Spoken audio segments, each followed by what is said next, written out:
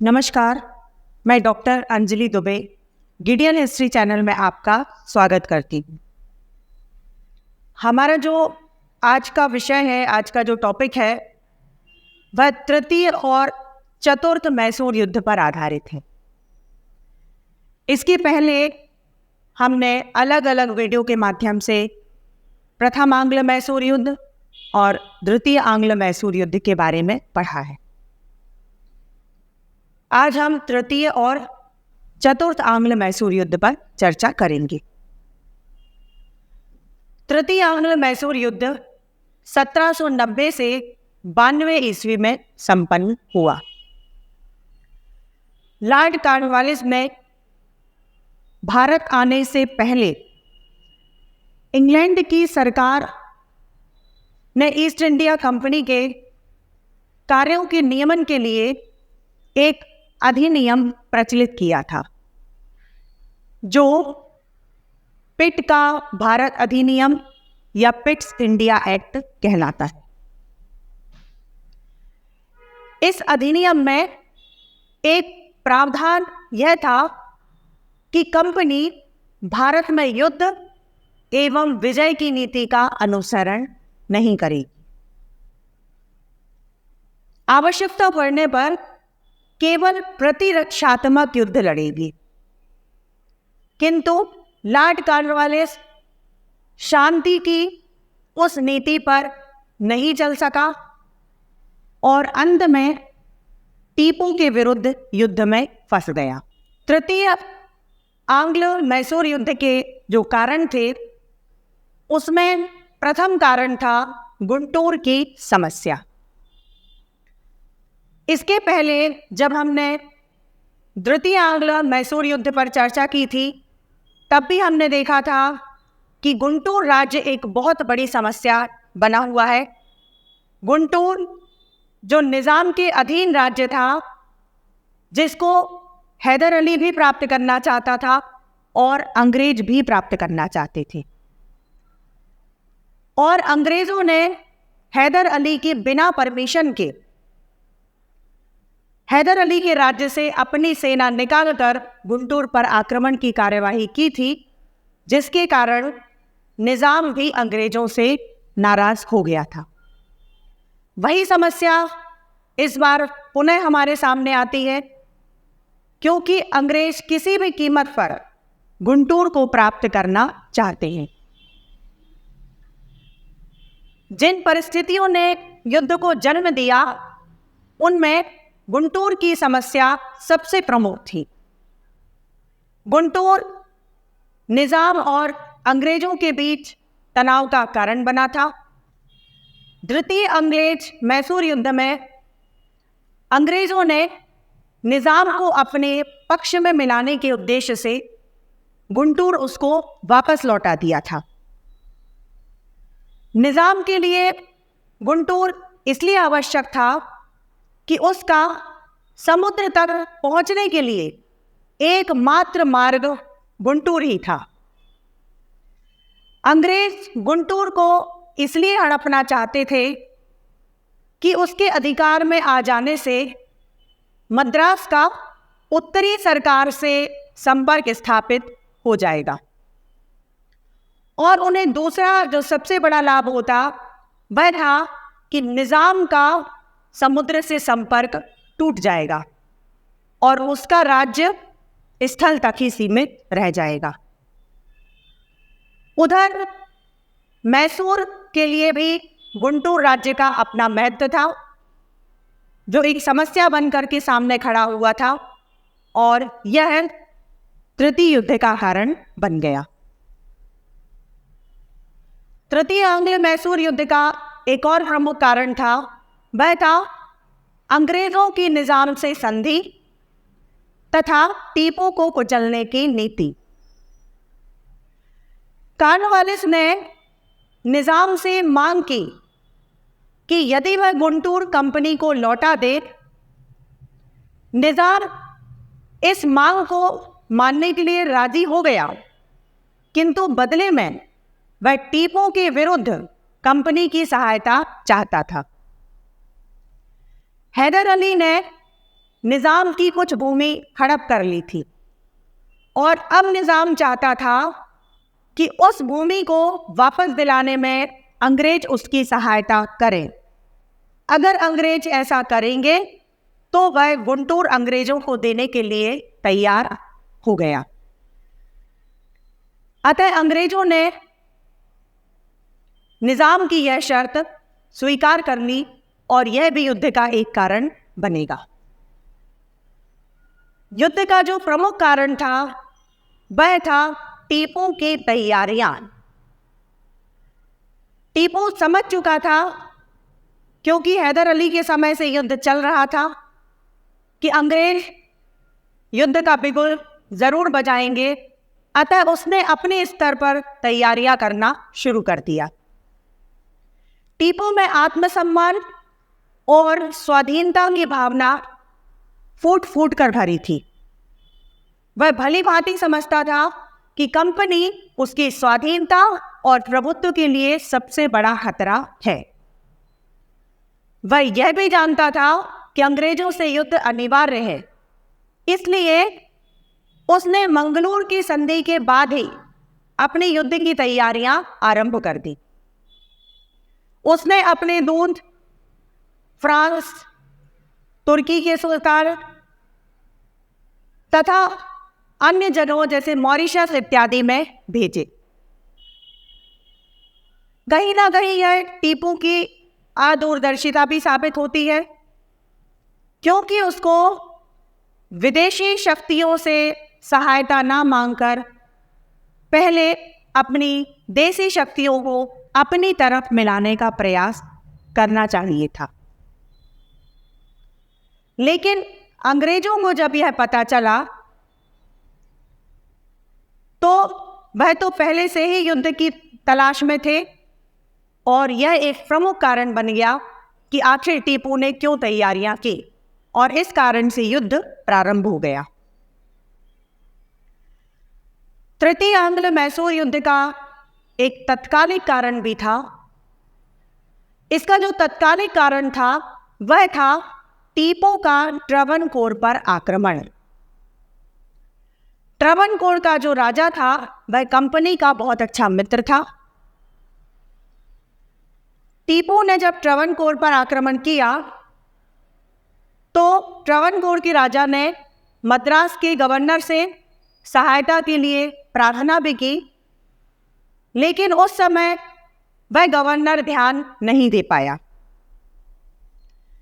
Cornwallis तो युद्ध का बहाना ढूंढ ही रहा था और उसने 1790 ईस्वी में निजाम और मराठों से संधि करके एक त्रिगुट बना लिया। तो इस तरह हम फिर देखते हैं कि मैसूर के विरोध में या टीपू के विरोध में अंग्रेज, निजाम और मराठा, इनका त्रिगुट बन चुका है। मराठे और निजाम अपना अपना स्वार्थ देख रहे थे और लूट में हिस्सा बांटने के लिए वह ललायत भी थे। अतः वे युद्ध में सम्मिलित हो गए और यह भी युद्ध का प्रमुख कारण बना। इसके बाद हम बात करेंगे युद्ध की घटनाओं की।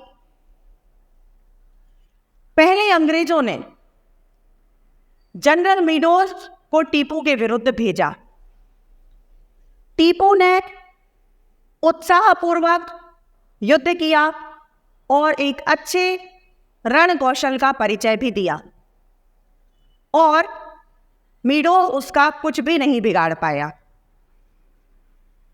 तब दिसंबर 1790 ईस्वी में कॉर्नवालिस ने स्वयं कमान अपने हाथों में ले ली और मार्च 1791 ईस्वी में उसने मंगलूर पर अधिकार कर लिया और मई के मध्य श्रीरंगपट्टम भी पहुंच गया।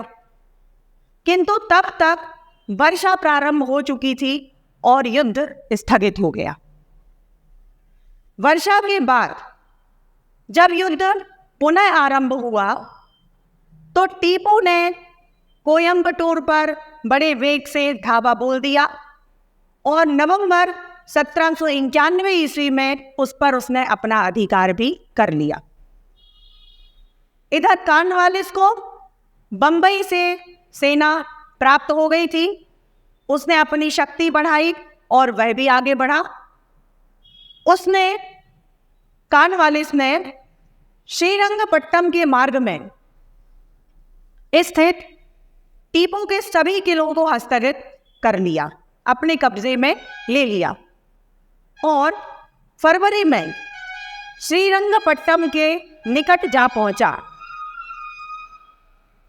टीपू ने अद्भुत साहस, रणचातुर्य और धैर्य का परिचय दिया, किंतु उसकी तुलना में कंपनी के साधन कहीं अधिक थे। अंत में मार्च 1792 ईस्वी में युद्ध बंद हो गया और दोनों पक्षों के बीच पुनः फिर से संधि हो गई, जिसे हम श्रीरंगपट्टम की संधि के नाम से जानते हैं। श्रीरंगपट्टम की संधि मार्च 1792 ईस्वी में हुई थी।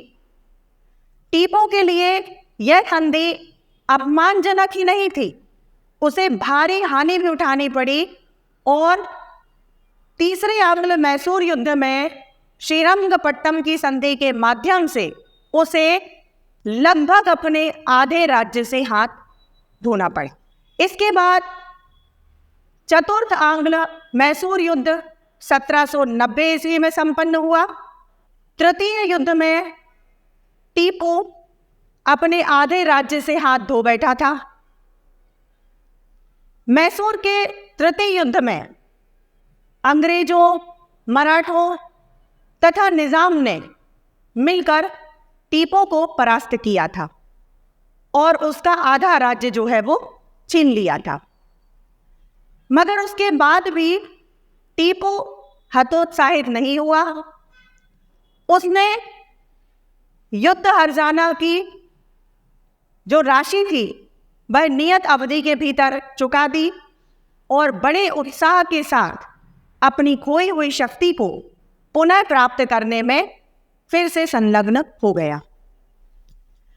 उसने अपनी राजधानी की किलेबंदी की, अश्वारोही एवं पैदल सेना का पुनर्गठन किया, उदंड सामंतों को दंड दिया तथा कृषि और व्यापार की उन्नति की ओर भी विशेष ध्यान दिया और इस तरह धीरे धीरे करके अपनी शक्ति को पुनः स्थापित किया।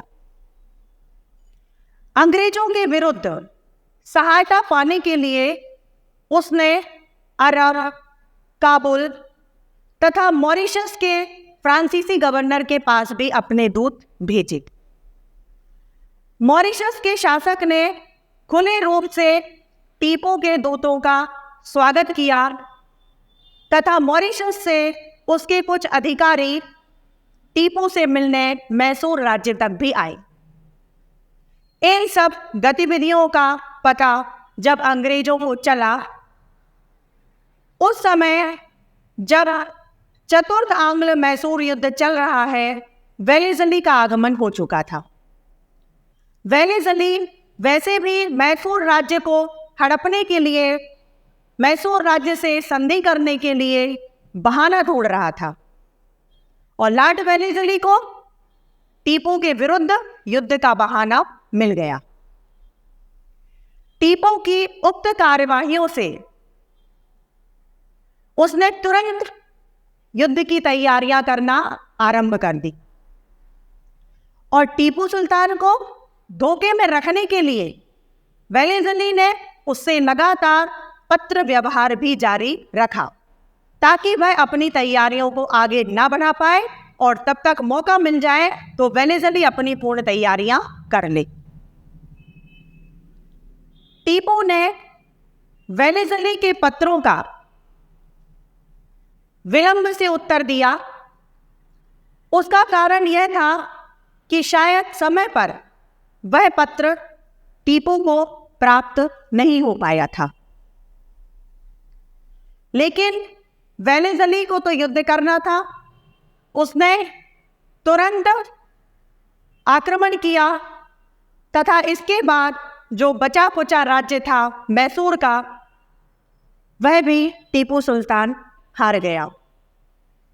और इस तरह हमने देखा कि चतुर्थ आंग्ल मैसूर युद्ध में टीपू मैसूर राज्य से हाथ धो बैठा। मैं आशा करती हूँ कि आपको आज के वीडियो के माध्यम से तृतीय एवं चतुर्थ आंग्ल मैसूर युद्ध बहुत अच्छे से समझ में आ गए होंगे।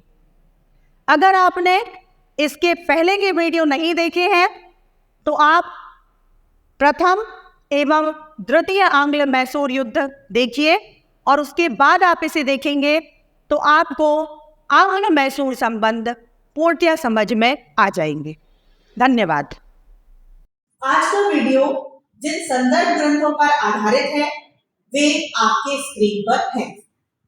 यदि आपको ये वीडियो अच्छा लगा और भविष्य में आप भारतीय एवं विश्व इतिहास को क्रमबद्ध रूप से जानना चाहते हैं तो आप इस चैनल को लाइक करें एवं सब्सक्राइब का बटन दबाएं। आपके सुझाव सदैव आमंत्रित हैं। साथियों, इस चैनल का उद्देश्य किसी भी रूप में व्यवसाय बिल्कुल भी नहीं है। इस चैनल के द्वारा संपूर्ण इतिहास का ज्ञान पूर्णतः निःशुल्क प्रस्तुत किया जाएगा। धन्यवाद।